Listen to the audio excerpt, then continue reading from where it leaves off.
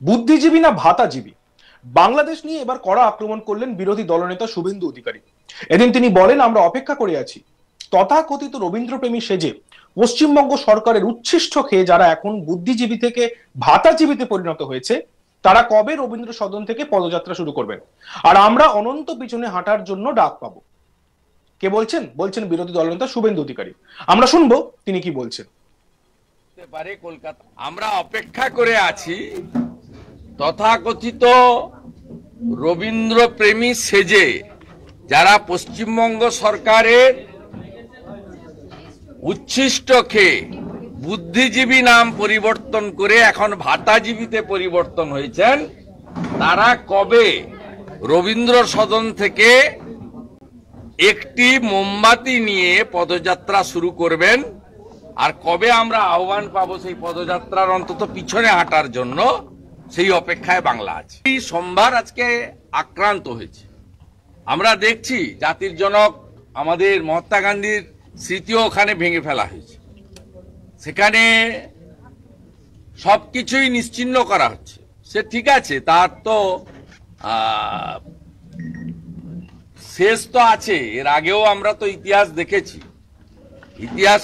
দেখেছি এবং আমাদের নিউটন তো বলেই গেছেন, প্রত্যেক ক্রিয়ার সমান এবং বিপরীত ধর্মী প্রতিক্রিয়া আছে। তাই পৃথিবীটা গোল, সেটা হবে। কিন্তু আমাদের আজকে 22শে শ্রাবণ, এখানে অবিভক্ত বাংলায় বিশ্বকবির মূর্তিকে বিকৃত করা হচ্ছে, ভেঙে ফেলা হচ্ছে, তাকে অসম্মান করা হচ্ছে। আমাদের খুব কষ্ট হচ্ছে।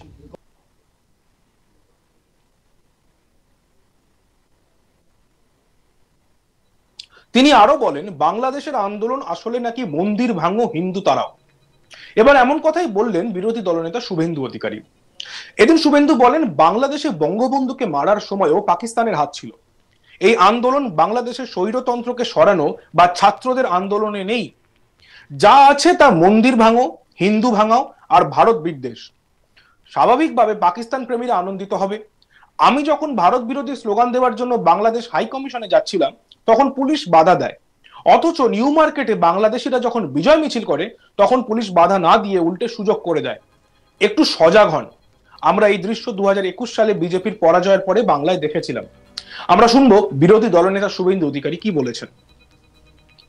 যে বাংলাদেশে বঙ্গবন্ধু মুজিবুর রহমানকে সপরিবারে খুন করার সময়ও পাকিস্তান প্রেমীদের হাত ছিল। আজকে যে ছবিগুলো আপনাদের কাছে আসছে, যে ফোন তো আমি হাজার হাজার ফোন পাচ্ছি, ফোন ধরছি, চেষ্টা করছি রেসপন্সও করার, তাতে এই আন্দোলন বাংলাদেশের স্বৈরতন্ত্রকে সরানো বা গণতন্ত্র প্রতিষ্ঠা করা বা ছাত্রদের আন্দোলনের জায়গায় নেই। যা আমরা দেখছি এটা হলো মন্দির ভাঙো, হিন্দু ভাগাও আর ভারত বিদ্বেষী, এই তিনটে মন্ত্রে এই আন্দোলন হচ্ছে। স্বাভাবিকভাবে পাকিস্তান প্রেমীরা একটু উল্লসিত হবে। খুব দুর্ভাগ্যের বিষয়, আমি যখন ভারত বিরোধী বা প্রধানমন্ত্রী বিরোধী স্লোগান দেওয়ার জন্য বাংলাদেশ ডেপুটি হাই কমিশনারের অনুমতি নিয়ে 20 জন বিজেপি বিধায়ক নিয়ে আমি যখন যাচ্ছিলাম, তখন আমাকে মমতা ব্যানার্জির পুলিশ বাধা দেয়। অথচ গত পরশুদিন নিউ মার্কেট এলাকায় চিকিৎসার জন্য ভারতে আসা কিছু বাংলাদেশি যখন বিজয় মিছিল করে, উল্লাস প্রকাশ করে, তখন মমতা ব্যানার্জির পুলিশ তথা কলকাতা পুলিশ তাদেরকে বাধা দেয় না, উল্টে তারা যাতে আনন্দ উচ্ছ্বাস প্রকাশ করতে পারে কলকাতার রাজপথে, ধর্মতলা চত্বরে, নিউ মার্কেটে, সেই সুযোগ করে দেয়। এটা পশ্চিমবাংলায় যারা রাষ্ট্রবাদের পক্ষে, ভারতীয় সংস্কৃতির পক্ষে, যারা 15ই আগস্ট জাতীয় পতাকা তোলার আর বন্দে মাতরম গাওয়ার জন্য বা জাতীয় সঙ্গীত গাওয়ার জন্য অপেক্ষা করছেন, অথচ তৃণমূলকে ভোট দেন, তারা দয়া করে একটু সজাগ হন আমরা এই দৃশ্য, গণভবনের যে দৃশ্য ভিডিওতে দেখেছি, লুটেরাদের দৃশ্য, এই দৃশ্য 21 সালে বিধানসভা নির্বাচনে ভারতীয় জনতা পার্টি পরাজয় হওয়ার পরে এই মডেল আমরা পশ্চিমবঙ্গে দেখেছিলাম।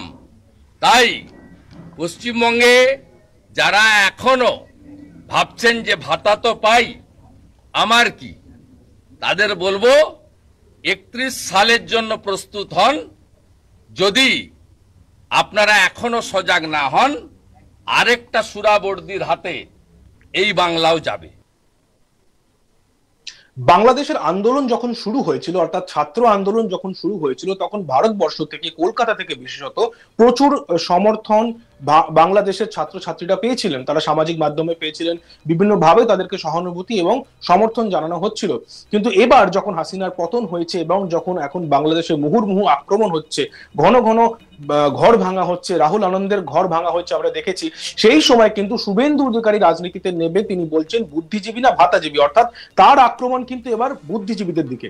তিনি বলছেন বুদ্ধিজীবী না ভাতাজীবী, বাংলাদেশ নিয়ে কড়া আক্রমণ করলেন বিরোধী দলনেতা শুভেন্দু অধিকারী। এদিন তিনি বলছেন আমরা অপেক্ষা করে আছি তথাকথিত রবীন্দ্রপ্রেমী সেজে পশ্চিমবঙ্গ সরকারের উচ্ছিষ্ট খেয়ে যারা এখন বুদ্ধিজীবী থেকে ভাতাজীবীতে পরিণত হয়েছে, তারা কবে রবীন্দ্র সদন থেকে পদযাত্রা শুরু করবেন, আর আমরা অনন্ত পিছনে হাঁটার জন্য ডাক পাবো। আমরা আরেকবার শুনে নেব শুভেন্দু অধিকারী এই নিয়ে কি বলেছেন।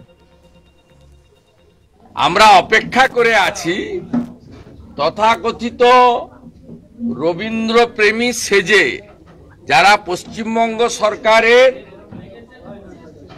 উচ্ছিষ্ট খেয়ে বুদ্ধিজীবী নাম পরিবর্তন করে এখন ভাতাজীবীতে পরিবর্তন হয়েছেন, তারা কবে রবীন্দ্র সদন থেকে একটি মোমবাতি নিয়ে পদযাত্রা শুরু করবেন, আর কবে আমরা আহ্বান পাবো সেই পদযাত্রার অন্তত পিছনে হাঁটার জন্য, সেই অপেক্ষায় বাংলা আছে। এই সোমবার আজকে আক্রান্ত হয়েছে।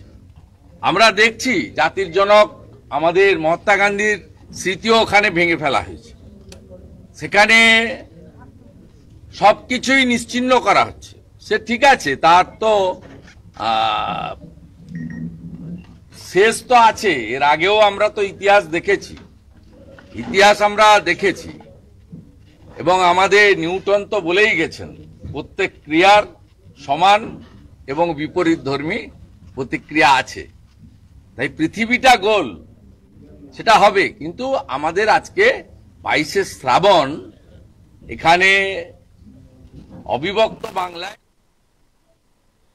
দেখতে থাকুন আজ তাক বাংলা, সাবস্ক্রাইব করতে ভুলবেন না।